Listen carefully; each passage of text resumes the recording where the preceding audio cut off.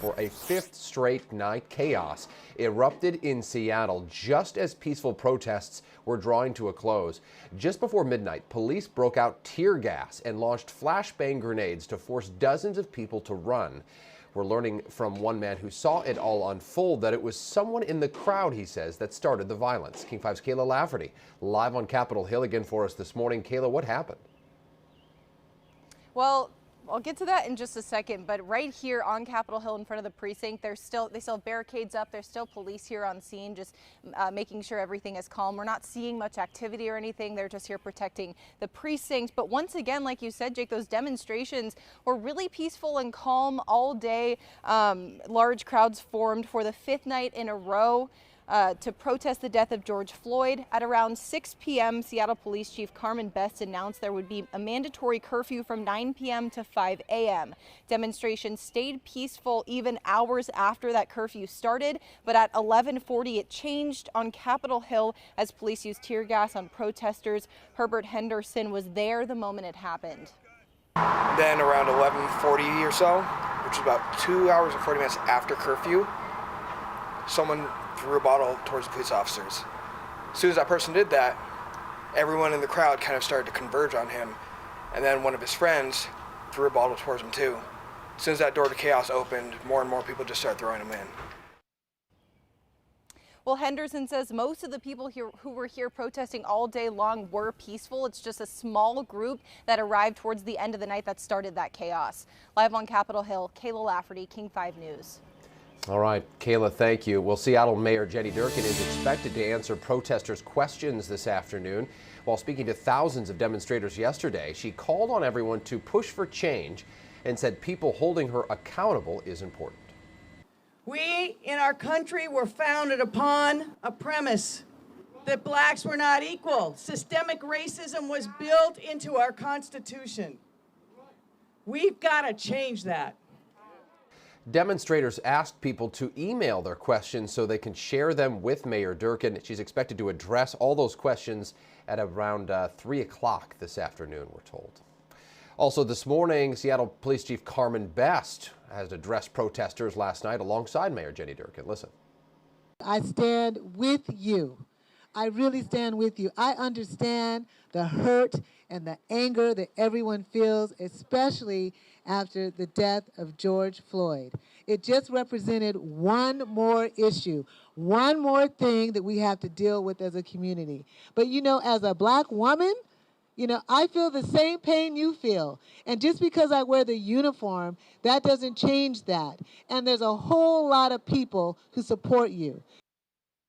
The Seattle City Council is requesting an incident report over the recent protests. They're asking for details on any weapons that were stolen, police cars destroyed, and other damage to property during the protests and outrage. Today, the council will meet with Mayor Durkan, Police Chief Best, and Fire Chief Scoggins. They're expected to give updates on injuries, arrests, and the overall safety of downtown Seattle.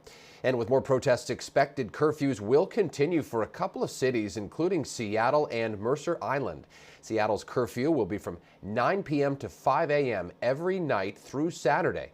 Mercer Island's curfew will extend from 8 p.m. to 5 a.m. every night through Friday. We've been keeping an eye on other protests happening throughout the region. Here's a look at a protest in Thurston County last night. A group gathered near the Heritage Fountain Park in Olympia just before their march. This video coming to us from the Thurston County Scanner News and Weather Blog Facebook page.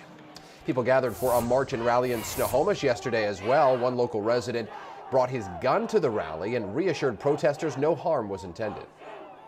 I'm going to stand here and tell you 99.9% of the people out here are 100% behind you guys. All we ask, and I beg you, please keep it safe, no destruction, keep the town clean, you know, please, make it a positive thing. That's what we're here to do, right? Yeah. Well, protesters moved on, and the man accepted a Black Lives Matter sign and said he'd put it in the back of his truck. Violent and destructive images are unfortunately dominating the conversation right now. These were shared to us here by Kevin Daniels. But one of our jobs at King 5 is to make sure the voices of the protesters, the peaceful protesters, are not lost in the chaos. Andre Taylor, he's the founder and executive director of Not This Time. We've spoken to Andre just about every day this week. One of the groups involved in organizing was supposed to be peaceful rally at Westlake Park on Saturday. He says that outsiders came with the intent of causing destruction. But despite their effort, he refuses to let his group's mission be co-opted. It's about accountability law. I want to make sure that I stay real focused because I understand that the actions of those people are meant to distract. That's their very action. But they won't distract me. Taylor adds that it's clear people marching remain hurt and frustrated. His goal now is to focus all that energy into progress, something he would like to see happen through policy change. A 75-year-old Tacoma man who spent months inside his home recovering from COVID-19 finally walked out this week, only to find a racist message. King 5's Britt Moore this morning now on why he wants to make sure everyone sees it. Look at that. I mean, for real, look at it. That's pathetic. It really is. Robert and Melody Beatty are familiar with America's racial wounds. In 2020, they could write this on someone's garage and get away with it. And that's basically what they're doing. Robert came out of the house on Monday for the first time since recovering from COVID-19 to find this. For someone to do this is bodacious. This is crazy. It's 2020. Someone spray painted expletives, including the N-word, on his garage. Their foot's not on our neck, but what are we supposed to do? We're supposed to run away? If you spray paint it, the idea is still there. The interracial couple has dealt with blatant racism before. Melody says early in their marriage, she lost jobs once her employers found out her husband was black. And we'll just wait for another, 55 years we've been married to turn around to say, we haven't gone anywhere. It hasn't changed. It hasn't changed. This time, they want people to understand the depths of the frustration and hurt among the black community. This is the new 2020 lynching. The names, it hasn't lost its meaning. It still means the same thing. The Beatties hope by leaving the racist graffiti up for a few days, there can be an opportunity for healing. But this is just one story in a bunch of stories. A neighbor posted this picture online, and the community is now stepping in to make sure the Beatties' home gets repainted. Although for Robert, even when the graffiti is gone, the pain will still be there. So you do all the right things. You go to college, you pay your tithe, you raise your kids properly, you teach your kids to get in this society. And if you don't have this, you got a cop with their foot on your neck. Britt Moore, King 5 News.